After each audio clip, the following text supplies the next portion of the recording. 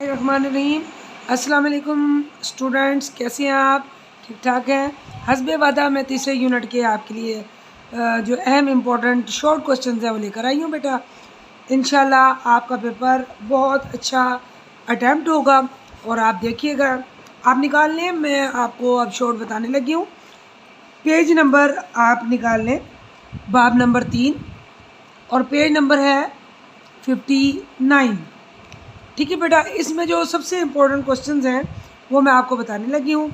आप अपनी बुक खोल लें बेटा और बुक खोलकर आप साथ साथ मेरे निशान लगाते जाएं। पहला क्वेश्चन आपका आएगा कि पाकिस्तान किस बर आज़म में वाक़या। यहाँ पर निशान लगा लें बेटा। पाकिस्तान का कुल रकबा, इसके बाद पाकिस्तान के कुल रकबे का कितने फ़ीसद जो है, जो दुनिया के जो है कितने फ़ीसद हिस्से पर फैला हुआ है। पाकिस्तान का तकरीबन 58% रकबा पहाड़ों और सतह मुर्तफ़ा पर मुश्तमिल है। ये बेटा MCQs भी बन सकते हैं और इस तरह से आपके शॉर्ट भी बन सकते हैं। ठीक है बेटा, ये आपने यहाँ पर भी आपने 42% रकबा मैदानों और रेगिस्तानों पे फैला हुआ है। ये पाकिस्तान का महल वकूफ़ का क्वेश्चन भी आ सकता है कि पाकिस्तान का महल वकूफ़ बयान करें। महल वकूफ़ के लिए भी आप इसमें से सब इंपॉर्टेंट बातें याद करके शॉर्ट के तौर पर लिख सकते हैं। इसके अलावा जो मैंने अंडरलाइन किए हैं वो MCQs में आएंगे। आगे आप पेज नंबर 61 पर देखें बेटा। पेज नंबर 61 पर यहाँ आप देखें, पाकिस्तान तिब्बी खतुखाल के लिहाज से पाकिस्तान को कितने हिस्सों में तकसीम किया गया है। ये क्वेश्चन बनता है, आपने बता देना है 3 हिस्सों में तकसीम और नाम लिख देने हैं। इसके बाद बेटा एक शॉर्ट क्वेश्चन आपका बनता है कि पहाड़ की तारीफ। ठीक है, पहाड़ किसे कहते हैं, यहाँ से लेकर यहाँ तक आपका एक शॉर्ट बन गया। उसके बाद आप पेज नंबर 62 पर आ जाएं बेटा। पाकिस्तान में दुनिया के बुलंद तरीन पहाड़ी सिलसिले कौन से पाए जाते हैं। पाकिस्तान में दुनिया के बुलंद तरीन पहाड़ी सिलसिले, आप बेटा ये निशान लगा लें, ये भी आपका शॉर्ट आ गया। उसके बाद आप देखें पेज नंबर 63 पर कोह कुराक्रम, और बेटा कोह कुराक्रम में मैं जितने भी मैंने इसको अंडरलाइन किए हैं, एक तो ये आपके पास शॉर्ट के तौर पे क्वेश्चन आ सकता है कि कोह कुराक्रम पर आप मुख्तसर लिखें या कोह कुराक्रम से क्या मुराद है, कोह कुराक्रम कैसा सिलसिला है, वगैरह वगैरह। और इसी के साथ बेटा मैंने जो आपको अंडरलाइन कर दी हैं, ये बेटा आप अंडरलाइन कर लें, ये आपके MCQs की लाइन्स हैं। जितनी भी लाइन्स हैं ये MCQs की हैं बेटा। इसमें से आपने इंपॉर्टेंट MCQs भी तैयार कर लेने हैं और इन्हीं लाइनों को याद करके आपका कोह कुराक्रम पर एक छोटा सा नोट भी आपका प्रिपेयर हो जाएगा। इसके बाद आप बेटा नीचे देखें कोह हमालिया में भी मैंने आपको मुख्तसर क्वेश्चन के साथ साथ ये एक मुख्तसर यानी कि शॉर्ट क्वेश्चन भी आएगा। और इसी के साथ मैंने जितने भी लाइन्स इसमें अंडरलाइन की हैं बेटे वो हैं जिधर से MCQs बन सकता है। ठीक है बेटा, जिस तरह के कोह हमालिया जो है वो हम पढ़ रहे हैं, कोह हमालिया का अजीम पहाड़ी सिलसिला कोह कुराक्रम के जुनूब में वाक़ है। अब वो आपसे कोह कुराक्रम का वर्ड जो है ना वो आपसे MCQs में पूछ सकता है। इसी तरीके से आपने इसकी ये बताना है कि पाकिस्तान में कोह हमालिया का मगरबी हिस्सा वाक़ है और इसकी औसत बुलंदी इतने से इतने मीटर है। ये सारा बेटा जिसमें और इसमें पहाड़ियाँ बतानी है आपने कि इसमें क्या क्या शामिल है। इसमें शवालक की पहाड़ियाँ हैं, हमालिया सगीर का पहाड़ी सिलसिला है और हमालिया कबीर का पहाड़ी सिलसिला है। नांगा पर्वत बेटा अंडरलाइन कर लें। नांगा पर्वत इस पहाड़ी सिलसिले का पाकिस्तान में सबसे बुलंद तरीन चोटी है, जिसकी सतह ज़मीन से बुलंदी तकरीबन 8126 मीटर है।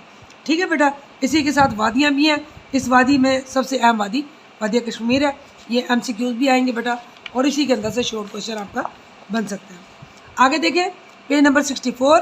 पेज नंबर 64 पर बेटा कोई हिंदूकश, इसी तरीके से आपने इसको भी अंदरूनी तौर पर याद कर लेना है और जहाँ पर भी आपको इसकी अहम चीज़ें नज़र आएंगी बेटा वो आपने इसके MCQs के तौर पे भी तैयार कर लेना। यहाँ पर आगे पेज पे आ जाएं आप लोग बेटा। कोह सलमान है, इसमें पेज नंबर 65 पर ये Koh Sulaiman as a short question भी आएगा।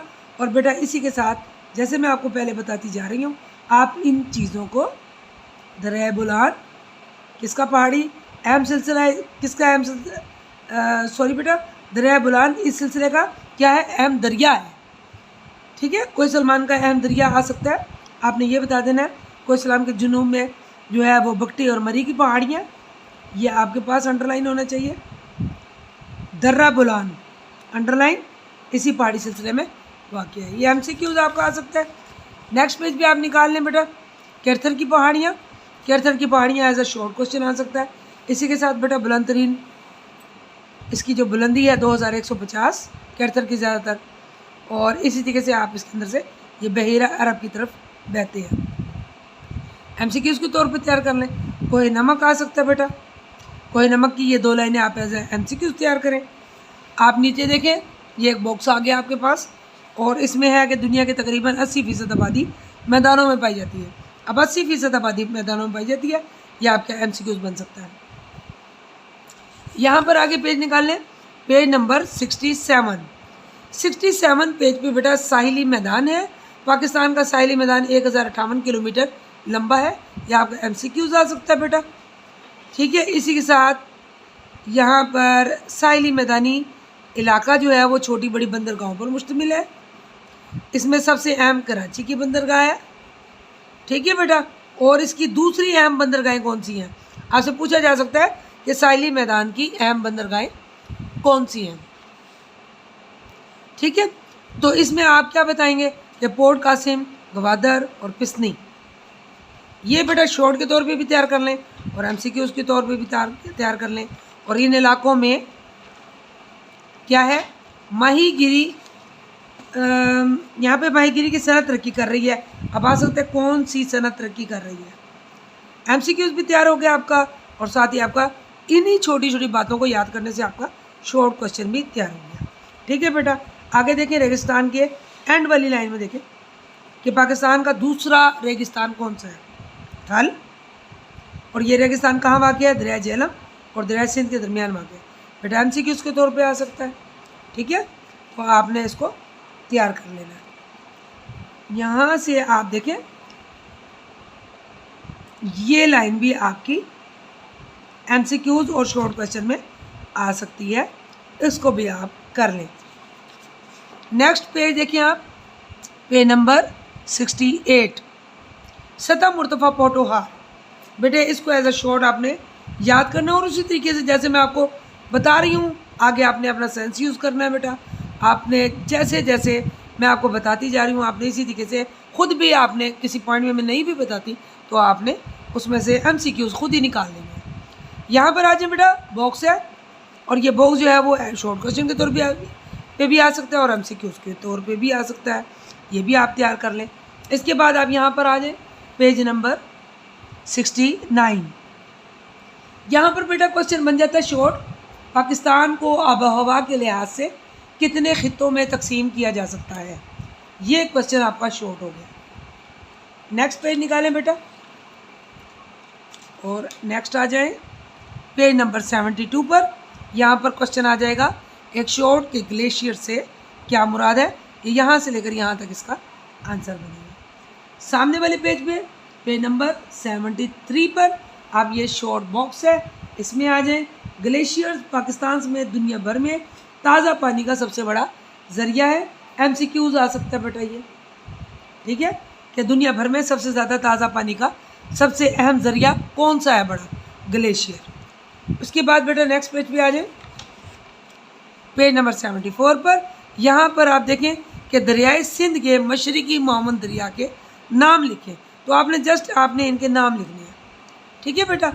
इसके बाद आप इस साइड पे आ जाएं, इस बॉक्स के अंदर, इसमें बेटा 2 आबा की डेफिनेशन आ रही है, ठीक है। फिर आपके पास आ रहा है कौन कौन से 2 आबे हैं, बारी 2 आबा और रचना 2 आबा। ये आप पैराग्राफ जो है ना बॉक्स के अंदर मौजूद रेडी कर लो बेटा। शॉर्ट क्वेश्चन के तौर पे भी आ सकता है और आपके पास MCQs भी तैयार हो सकता है। फिर है पाकिस्तान की नहरों के नाम लिखिए। तो बेटा ये आपकी नहरें जो हैं पाकिस्तान की, ये 4 किस्म की नहरें हैं, आप चारों के नाम याद कर लें, ठीक है बेटा। और इसी तरीके से आपके पास शॉर्ट आ सकता है कि दवामी नहरें और गैर दवामी नहरों में क्या फ़र्क है, राब्ता नहरों से क्या मुराद है। तो बेटा ये तीनों टॉपिक बड़े इंपॉर्टेंट हैं, आपके पास इंशाल्लाह ज़रूर आएगा इसमें से। आप आके देखिए बेटा पेज नंबर 80 पर। पेज नंबर 80 पर यहाँ पर क्वेश्चन बन जाता है कुदरती खित्ते से क्या मुराद है। कुदरती खित्ते से क्या मुराद है, ये आप यहाँ से लेकर यहाँ तक इसका आंसर याद करेंगे बेटा। नेक्स्ट क्वेश्चन आपका बन जाता है पाकिस्तान को कुदरती खित्तों के लिहाज से कितने हिस्सों में तकसीम किया गया। तो बेटा 5 हिस्सों में तकसीम किया गया। आप यहाँ से लेकर और ये यहाँ तक इसका आंसर बन जाएगा, ठीक है बेटा।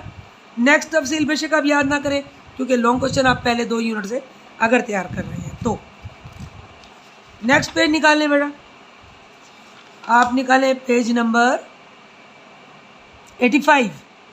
पेज नंबर 85 पर आप आ जाए। यहाँ पर बेटा एक डेफिनेशन है माहौल। माहौल से क्या मुराद है या माहौल की क्या तारीफ है, ये बेटा आपने जो ब्लू लाइन में इन्वर्टेड कॉमर्स के अंदर लगी हुई है, ये आपने डेफिनेशन इसकी तैयार करनी है। नेक्स्ट पेज पे आ जाए, पेज नंबर 86। पेज नंबर 86 पर यहाँ पर क्वेश्चन बन जाता है आपका कि पाकिस्तान के तनाज़ुर में आज हमें किन माहौलियाती मसाइल का सामना है। पाकिस्तान के तनाज़ुर में आज हमें किन माहौलियाती मसाइल का सामना है, तो आपने यहाँ से लेकर जो माहौलियाती मसाइल हैं 4, वो आपने आंसर लिख देना। इसके बाद बेटा यहाँ पर आ जाता है कि माहौलियाती आलूदगी से क्या मुराद है। सवाल आ जाता है आलूदगी से क्या मुराद है, ये आप डेफिनेशन कर लेंगे बेटा इधर से आलूदगी की, ठीक है बेटा, इसमें से ढूंढ कर, और ये लें, यहाँ से निशान लगा लें। किसी ऐसी चीज़ का माहौल में शामिल हो जाना जो ना सिर्फ इंसानों को बल्कि दूसरे जानदारों के लिए भी नुकसानदेह हो, माहौलियाती आलूदगी कहलाता है। ये आपकी डेफिनेशन आ गई बेटा। माहौलियाती आलूदगी की इकसाम, ये आपके पास शॉर्ट आ जाता है, ये आपने लिखना माहौलियाती आलूदगी के 3 इकसाम है, और ये आपने माहौलियाती आलूदगी के इकसाम के नाम बता देने, ठीक है बेटा। नेक्स्ट पेज निकालें आप, पेज नंबर है ये बेटा 87, ठीक है बेटा, 88 सॉरी, पेज नंबर 88 पर आप देखें जंगलात के कटाव से क्या मुराद है। यहाँ से बेटा आपने जंगलात के कटाव से क्या मुराद है इसका जवाब निकाल लेना है। यहाँ पर आप आ जाएँ रीफॉरेस्टेशन से क्या मुराद है, ये आपका बॉक्स में आ गया। रीफॉरेस्टेशन से क्या मुराद है, तो ये आपने आंसर इसका याद कर लेना है। नेक्स्ट पेज पे आप देखिए पेज नंबर 89। पेज नंबर 89 पे सेमोथोर से क्या मुराद है, इसका बेटा आंसर आपने निकालना है। और इसी के साथ यहाँ पर आ जाए आप कलर किसे कहते हैं, कलर, ये आप यहाँ से लेकर यहाँ तक आंसर इसका तैयार कर लें। नेक्स्ट पेज पे आप देखें इतने कोई ख़ास बात नहीं है, बस इंशाल्लाह वो, और फिर यहाँ पर मुख्तसर सवालात आ जाएंगे बेटा आपके। इसमें से अगर कोई पीछे से मैंने नहीं लगवाया और यहाँ पर कोई आपको बेसिक नज़र आ रहा है तो आपने यहाँ से इंशाल्लाह इसको तैयार कर लेना है। इसके अलावा बेटा सारे एमसीक्यूज़ के अलावा मैंने आपको बताया था कि कॉलम में से भी एमसीक्यूज़ बन सकते हैं। इसके अलावा मैंने चैप्टर से आपको बहुत से एमसीक्यूज़ बता दिए हैं। ओके बेटा, इंशाल्लाह आप दिल लगाकर पढ़ेंगे और अपनी तैयारी बहुत अच्छी तरीके से करेंगे। कोशिश करें बेटा कि इस सब्जेक्ट में आपके नंबर कम नहीं होने चाहिए। आपने इन सब्जेक्ट में जितने अच्छे नंबर ले सकते हैं आप लें, क्योंकि ये आपके इलेक्टिव सब्जेक्ट के नंबर में आने वाली कमी को पूरा करने वाले यही सब्जेक्ट हैं, SST, इस्लामियात और बेटा इंग्लिश उर्दू। लिहाजा बहुत ज़्यादा फोकस करें। अल्लाह आपका हामी और नासिर। अल्लाह हाफिज़।